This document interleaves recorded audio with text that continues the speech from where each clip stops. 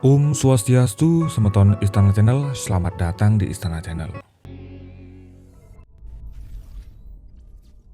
Banyak orang yang jatuh cinta mengatakan ingin dicintai dan memiliki kisah romantis cinta seperti Rama dan Sinta. Kebahagiaan dan ketulusan cinta serta kesetiaan Sinta dan Rama yang dielu-elukan. Namun tahukah Semeton Istana Channel, jika Anda membaca sebuah kakawin Ramayana yang dituliskan Prabu Dyah Balitung Raja Mataram kuno pada tahun 907 Masehi, kita akan melihat fakta yang sangat mencengangkan dari cerita tersebut. Mungkin para pasangan yang selama ini mengidolakan kisah cinta seperti Rama dan Sinta akan menarik diri, dan kemungkinan banyak dari mereka akan berkata, "Cintailah aku seperti Rawana mencintai Sinta." Kenapa hal itu terjadi, Semeton Istana Channel? Berikut adalah sebuah kisah pilu tentang cinta seorang Sinta dan Rama yang begitu melegenda. Bersama saya Sukorata Istana Channel, inilah informasi selengkapnya untuk Anda yang ditulis oleh Isri Mulyono yang bersumber pada kakawin kuno Ramayana yang ditulis oleh Prabu Dyah Balitung Raja Mataram kuno pada tahun 907 Masehi. Ini ceritanya untuk Anda, selamat menyaksikan.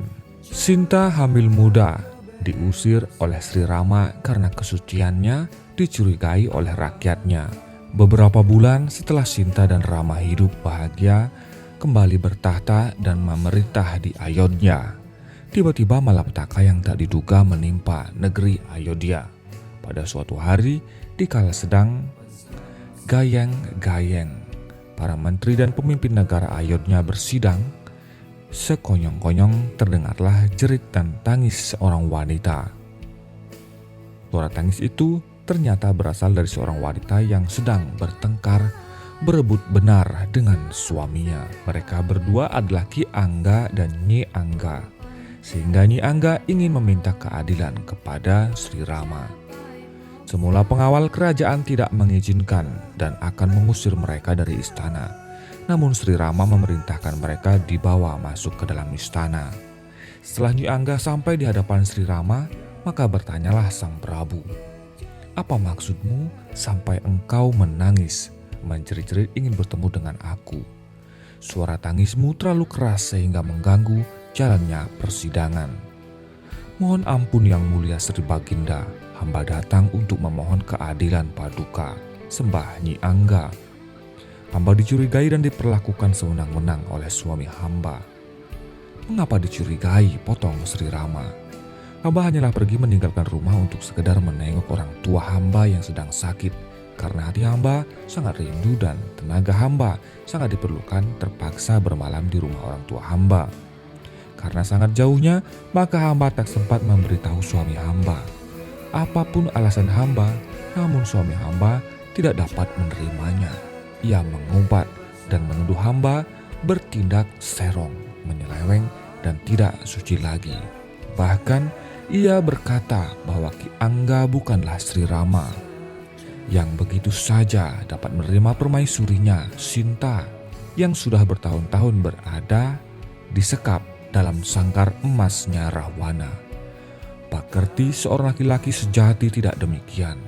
Laki-laki sejati melihat istrinya meninggalkan rumah tanpa izin semalam saja, ia sudah patut untuk dijatuhi sebuah sanksi perceraian. Demikianlah pengaduan Nyi Angga. "Hai Ki Angga, benarkah kata istrimu itu?" tanya Sri Rama. "Benar paduka," jawab Ki Angga singkat. "Mohon ampun Yang Mulia, bahwasanya seluruh rakyat Ayodhya telah menyaksikan akan kesucian Gusti Sinta," kata Sri Rama. "Bukankah Gustimu Sinta telah dibuktikan kesuciannya dengan hukuman membakar?" bantah Sri Rama. "Benar Yang Mulia, tetapi tak ada satupun rakyat Ayodhya yang menyaksikannya. Gusti Laksamana adalah adik paduka, sedangkan kera atau pasukanmu tak dapat dipercaya. Belum ada sejarah manusia mempercayai pendapat kera." Mendengar jawaban si Ki Angga yang berani dan kurang ajar tersebut, merah padamlah wajah Sri Rama. Laksana disambar halilintar di siang hari. Kumejot kumintir bercampur, gelisah hati Sri Rama Laksana diterkam harimau luput. Para hulu balang hampir kehilangan kesabarannya, apalagi para pengawal kerajaan. Para hulu balang hampir kehilangan kesabarannya dan ingin rasanya menyeret serta merajang-rajang badan Ki Angga. Sedang seluruh anggota sidang tak ada satupun yang berani berkata, sunyi dan senyap. Semua menundukkan kepalanya karena memang dalam hatinya mereka juga membenarkan ucapan Ki Angga. Sri Rama yang waskita itu tak percaya akan istilah kebetulan. Maka ia berani mengambil kesimpulan bahwa apa yang dikatakan oleh Ki Angga itu betul. Dunia ini tak ada yang kebetulan, semuanya telah diatur oleh Tuhan. Oleh karena itu dengan lemah Sri Rama meninggalkan persidangan masuk ke dalam istana. Para menteri menjadi gugup ribut dan berdesas-desus, klesak-klesik, namun tak ada yang berani berbicara keras. Dewa, untuk apa semuanya ini harus terjadi? Ya Tuhan, berilah kami petunjuk. Begitulah Sri Rama merangkul Laksamana sambil meneteskan air matanya. Sungguh tak kuduga sama sekali bahwasanya malapetaka telah menimpa diriku. Selama ini ternyata aku telah menjadi cacian dan bahan tertawaan manusia di Ayodhya. Betul-betul aku telah memberikan contoh yang salah kepada rakyatku di Ayodhya. Duh Kakanda, janganlah percaya akan kata-kata orang yang hina Papa itu. Demikianlah Laksamana mencoba menghibur hati kakaknya. Tidak mungkin Adinda, jawab Sri Rama. Aku sangat percaya apa yang telah dikatakan oleh Ki dan Nyi Angga itu. Oleh karena itu, kini aku putuskan, buanglah Mbak Yumu Sinta permaisuriku ke hutan. Dan taruhlah ia di tepi sungai Gangga, biarlah alam yang memberikan keputusan dan keadilan. Duh Kakanda, tak mungkin itu kulaksanakan, sahut Laksmana. Laksmana adikku, jangan membantah. Inilah satu-satunya jalan yang paling tepat, yang bisa diterima dan dimengerti oleh rakyatku. Laksanakan perintahku, jangan bantah perintahku. Aku tahu kau sulit melaksanakan perintahku, tapi kerjakan, jangan membantah, kerjakan. Perintah Rama dengan pasti. Singkat cerita, remuk redamlah hati Laksmana. Sinta dibuang dan diamkan di tepi sungai Gangga. Begitu saja, lagi-lagi dilema konflik moral. Sekali lagi manusia dihadapkan dengan satu pilihan yang harus memilih. Tidak memilih pun sudah berarti memilih. Mengusir Sinta atau membiarkan dicurigai rakyat. Sekali lagi harus memilih. Apapun jadinya, pilihan itu akan selalu tidak mantap dan sempurna. Karena maju, tatu, mundur, acur. Seperti makan buah si malakama. Cerita tersebut dituliskan menurut Prabu Diah Balitung Raja Mataram Kuno Ramayana Kakawin yang ditulis pada tahun 907 Masehi, diunggah oleh Ir Sri Mulyono. Semutan kemudian dituliskan dalam baratayuda.eu.org. Kisah kematian Dewi Sinta dan ratapan Sri Rama. Sepertinya kisah yang ditulis ini dalam baratayuda.eu.org bersambung dengan cerita yang dituliskan sebelumnya. Sepeninggal Sinta, keadaan negeri Ayodhya kacau balau. Bahkan banyak malapetaka yang menimpanya. Kalau musim hujan, banyak banjir bandang yang sanggup menghanyutkan seluruh hasil pertanian dan harta kekayaan. Tapi jangan ditanya kalau sudah musim kemarau. Tanah mereka kering sampai tak ada tanaman yang dapat tumbuh. Bahaya kelaparan dan paceklik menimpanya. Sehingga banyak gelandangan dan kere bertebaran di mana-mana. Usaha apapun yang ditampuh oleh pemerintah toh sia-sia belaka. Maka atas usul para resi yang sudah waskita agar negara mengadakan korban kuda Aswa Megyaga, yakni kuda yang dilepas oleh Sri Rama dan lari bebas kemana-mana yang diikuti oleh pasukan Ayodhya. Negara-negara mana yang dilalui oleh kuda tersebut harus memilih menyerah menjadi wilayah jajahan Ayodhya atau melawannya. Pendek kata, suatu tindakan untuk membenarkan penjajahan.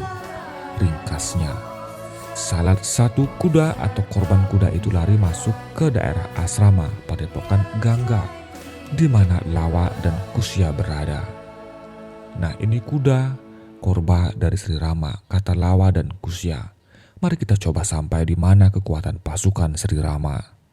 Lawa dan Kusya kemudian naik ke gigi kuda korban tersebut dan memberanikan diri menentang pasukan Sri Rama. Betul juga, di tengah jalan ia telah berjumpa dengan Laksamana yang diiringi oleh senopatinya. Setelah terjadi peperangan, ternyata tak ada satupun yang mampu melawan kekuatan Lawa dan Kusya.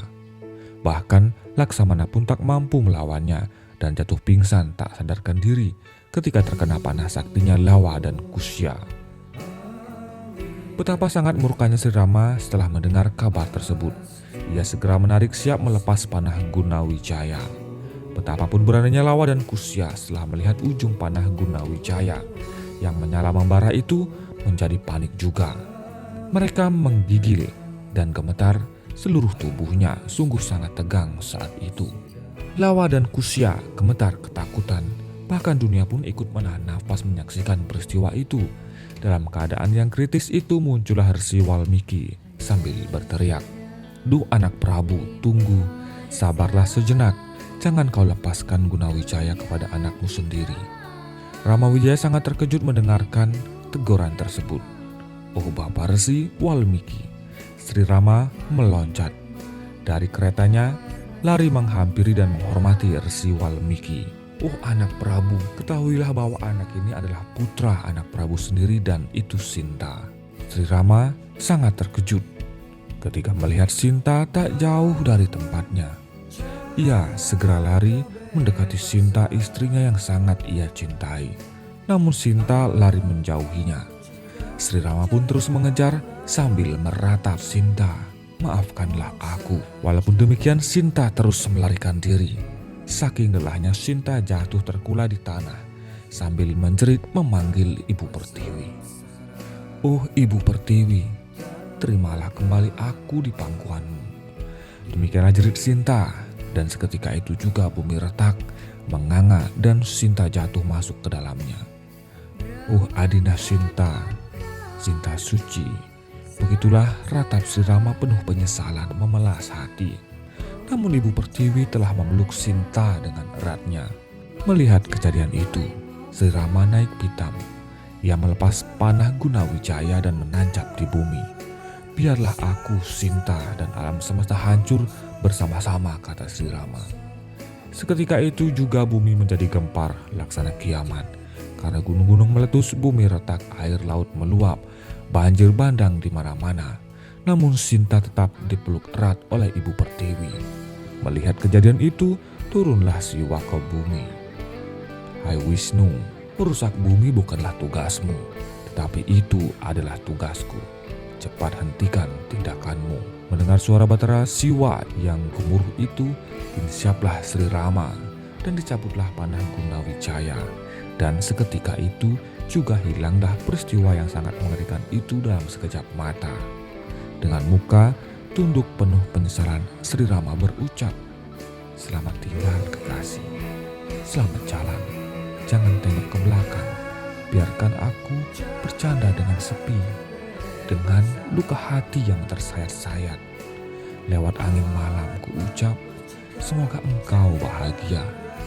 Sambil berjalan menghampiri kedua putranya untuk diajak kembali ke istana Ayodhya. Singkat cerita, kemudian kedua putranya itu diangkat menjadi putra mahkota untuk menggantikan tahta kerajaan Ayodhya. Dari dua penggal cerita tersebut, bagaimana pendapat Anda sobat Istana Channel? Masihkah beberapa pemuda mengatakan bahwa ingin dicintai seperti Rama dan Sinta? Jika melihat pada cerita tersebut, nampak sekali apa yang dilakukan oleh Sri Rama adalah sebuah kesalahan. Itulah yang membedakannya dengan Rahwana. Keteguhan cinta Rahwana bahkan pada sosok yang sudah terlahir kembali, bukan wujud aslinya, yaitu menjadi Dewi Sinta. Beliau tetap mencintainya Bahkan ketika sudah diketahui bahwa dia sudah menjadi suami orang pun, dia tetap mencintainya meskipun itu salah. Namun kesetiaannya kepada cintanya dengan Sinta tidak pernah padam sampai akhir hayatnya. Mungkin atas dasar itulah beberapa tulisan-tulisan bermunculan di media sosial dan internet bahwa cintai aku seperti Rahwana, bukan seperti Rama. Bagaimana pendapat Semeton dengan fenomena itu? Silakan tuliskan pendapat Semeton di kolom komentar. Terima kasih atas atensi Anda. Sampai jumpa di video selanjutnya. Om Santi Santi Santi Om.